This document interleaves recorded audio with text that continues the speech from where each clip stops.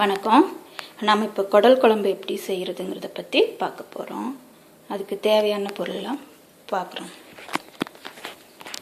குடல் 1 கிலோ அளவுக்கு நல்லா கழுவி சுத்தம் பண்ணி மஞ்சள்தூள் போட்டு கழுவி வச்சுருக்கேன். தாளிக்க சோம்பு, கொஞ்சம் கசகசா, பட்டை, கிராம்பு, இந்த கல்பாஸ்பூ, கொஞ்சம் கருவேப்பிலை, இஞ்சி பூண்டு விழுது எடுத்து வச்சுருக்கேன். செய்யும்போது எவ்வளோ அளவுன்றதை சொல்லுவோம். வெங்காயம் 150 கிராம் வெங்காயம் இடித்து வச்சுருக்கேன். தக்காளி, பெரிய தக்காளியான 3 தக்காளி அளவுக்கு கட் பண்ணி வச்சுக்கோங்க பொடிசா. மஞ்சத்தூள், மல்லித்தூள், மிளகாத்தூள்,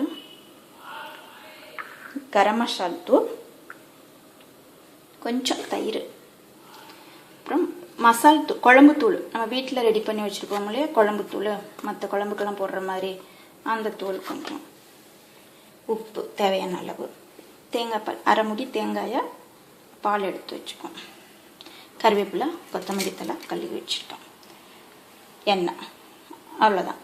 இப்போ நம்ம எப்படி செய்கிறதுங்கிறத பற்றி பார்க்கலாம். இப்போ சமைக்க ஆரம்பிக்கலாமா? அடுப்பு பற்ற வச்சுட்டு குக்கர் அடுப்பில் வச்சுக்கோங்க. குடல் கொஞ்சம் வேக லேட் ஆகுன்றதுனால நம்ம குக்கரில் செய்கிறோம். நல்ல குக்கர் தண்ணி இல்லாமல் இதாகிடுச்சு. இப்போ நல்லெண்ணெய் ஊற்றி செய்கிறோம். நல்லெண்ணெய் தான் நல்லாயிருக்கும் சமைக்கிறதுக்கு. 2-3 ஸ்பூன் அளவு நல்லெண்ணெய் விட்டு எண்ணெய் நல்லா காயட்டும்.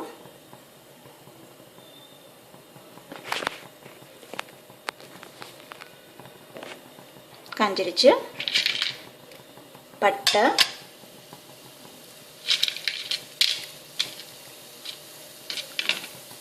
கிராம்பு, கல்பாஸ்பூ போட்டு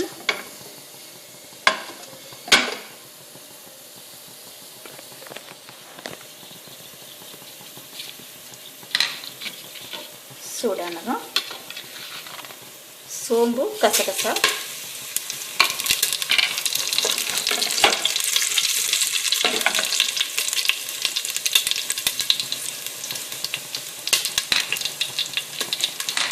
நல்லா வெடிச்சிடுச்சு. இப்போ கருவேப்பிலை போடுவோம்.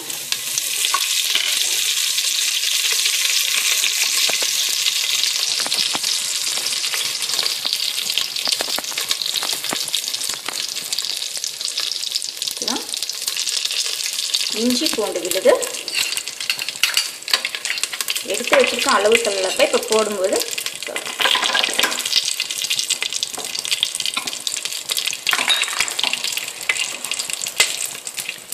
ஒரு ஸ்பூன், இந்த ஸ்பூனில் 1 ஸ்பூன், அப்புறம் கொஞ்சம் போட்டு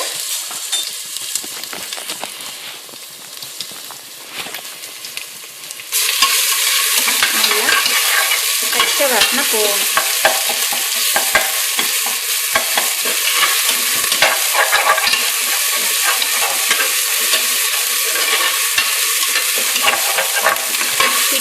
பிடிக்க விடாமல் கொஞ்சம் நல்லா கிண்டிட்டு இடித்து வச்சுருக்க வெங்காயம் அதையும் போட்டு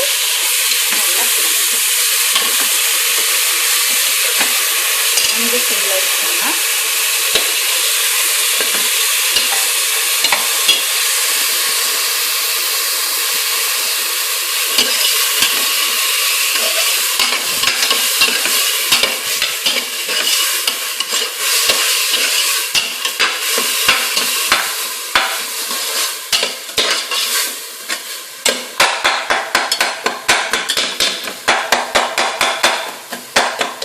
வெங்காயம் எப்போவும் 1-2 இடித்து போட்டால் நல்லா சாறு இறங்கும் சீக்கிரம், கட் பண்ணி போடுறத விட. நான் எப்போவுமே இடித்து போட்டுதான் சமைப்பேன். வெங்காயம் நல்லா வதங்கிடுச்சு. தக்காளி 3 தக்காளி போட்டிருக்கேன் 1 கிலோ குடலுக்கு. நல்லா வதக்கணும். அதுக்கு நல்லா ஏற்றி வச்சுக்கோங்க. தக்காளி போட்டுதான் இது வதங்கிறதுக்கு கொஞ்சம் உப்பு, கல்லுப்பும் கொஞ்சம் போட்டு வதக்கிக்கலாம். தக்காளி நல்லா வதங்கணும், கொல கொல கொலன்னு ஆகணும். அதுக்காக ஒரு 5 நிமிஷம் அப்படியே வச்சுடுவோம். சிம்மில், கொஞ்சம் சிம்மில் வச்சு ஒரு 5 நிமிஷம்.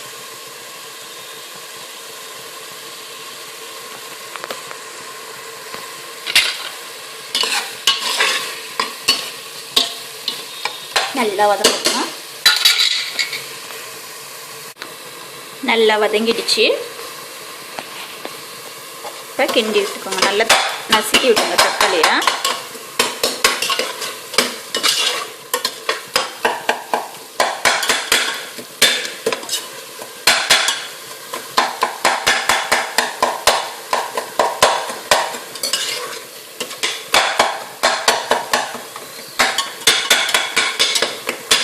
வதங்கிடுச்சு. இப்போ குடலை போடுவோம். நல்லா கழுவி வச்சுருக்கிறேன்.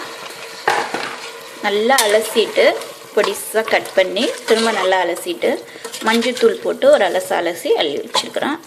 இதுலேயேவும் உப்பு கொஞ்சமாக போட்டேன். இப்போ குடலுக்கு தகுந்த மாதிரி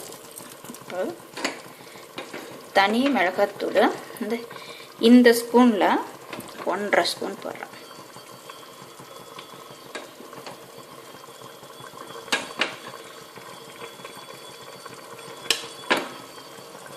மல்லித்தூள் 2 ஸ்பூன் போடணும்.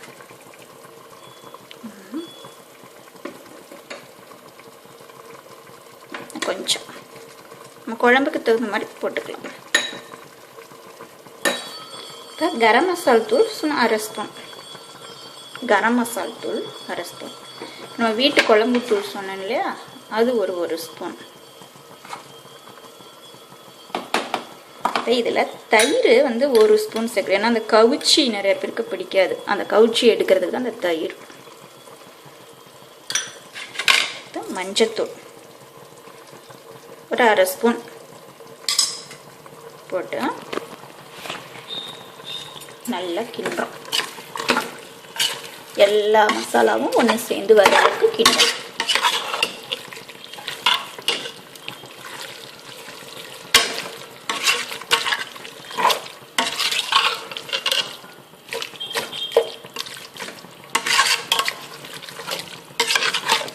உடலுக்கு தகுந்த அளவு நீங்கள் மசாலா பொடி போட்டுக்கோங்க. நான் இப்போ இந்த 1 கிலோவுக்கு இந்த ஸ்பூனில் 2 ஸ்பூன் மிளகாத்தூள், அதுக்கு 2 ஸ்பூன் மிளகாத்தூள்னா 3 ஸ்பூன் 4 ஸ்பூன் கூட மல்லித்தூள் போட்டுக்கலாம். அப்போ தான் குழம்பு நல்லா கிரேவியாக வரும். அதுக்காக அந்த குழம்புத்தூள் 1 ஸ்பூன் போட்டால் போதும். கரம் மசால் சும்மா 1/2 ஸ்பூன் போட்டோம்னாலே போதும். தயிர் 1 ஸ்பூன். அந்த கவுச்சி எடுக்கிறதுக்காக தயிர் நல்லா சீக்கிரம் வேகும். தயிர் ஊற்றணும் அதுக்காக. இது நல்லா வதக்கிட்டு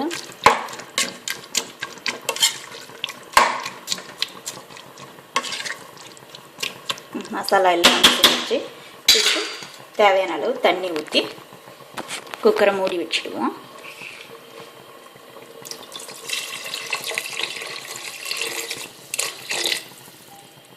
போதும்.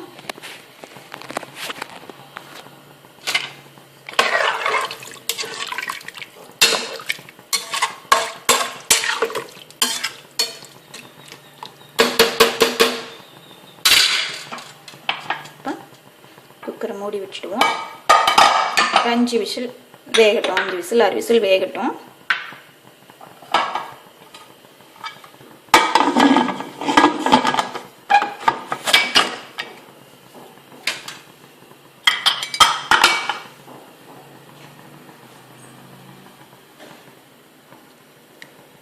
வேகட்டும். 5 விசில் வந்ததும் இறக்கி வச்சுட்டு தேங்காய் பாலை ஊற்றி அப்புறம் ஒரு 2 விசிலுக்கு வச்சு வேறு சின்ன கிண்ணத்தில் கூட ஊற்றி குண்டானில் ஊற்றி நல்லா வற்ற வச்சுக்கலாம். குழம்ப தேவையான அளவுக்கு வற்ற விட்டுக்கலாம். உங்களுக்கு தண்ணியாக வேணும்னாலும் அப்படியே வச்சுக்கலாம். இல்லை கிரேவியாக வேணும்னாலும் இன்னும் நல்லா வற்றடிச்சு இறக்கிக்கலாம். கருவேப்பிலை மல்லி தூவி இறக்கிடலாம். அவ்வளோதான். கொஞ்சம் நேரம் வேகட்டும். வெயிட் பண்ணுவோம். 6 விசில் அடிச்சிடுச்சு. 6 விசிலுக்கு நல்லா வேக வச்சாச்சு. ஆனால் 3/4 பதம் வெந்திருக்கும். நான் தேங்காய் பால் ஊற்றிட்டு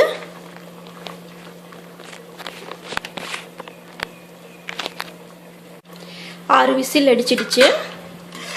முக்கால் பதத்துக்கு வெந்திருக்குது. இந்த தேங்காய் பால் ஊற்றிட்டு நம்ம அப்புறமா திரும்ப 2 விசிலுக்கு வேக வச்சுக்கலாம். பாருங்கள், நான் குடிச்சு பார்த்துட்டேன். உப்பு காரம்லாம் கரெக்டாக இருக்குது. பத்தலைன்னா போட்டுக்கோங்க. இப்போ தேங்காய் பால் கொஞ்சம் ஊற்றி கிண்டி பாருங்கள். உங்களுக்கு குழம்பு எந்த அளவுக்கு தேவையோ அதுக்கு தகுந்த மாதிரி ஊற்றிக்கலாம். எனக்கு கொஞ்சம் தண்ணியாக தான் நான் சாப்பிடுவோம். நாங்கள் இன்னும் கொஞ்சம் தேங்காய் பால் ஊற்றிக்கலாம்.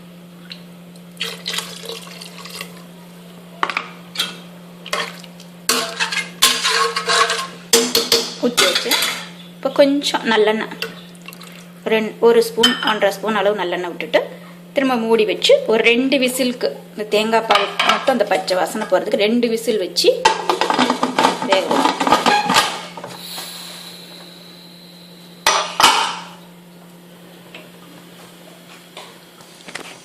வேகட்டும். 2 விசில் அடிக்கட்டும்.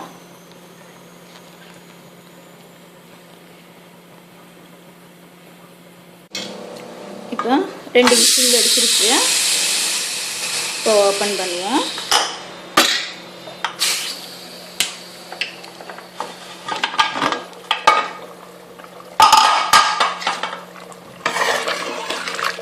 குழம்பு நல்லா வத்திடுச்சு.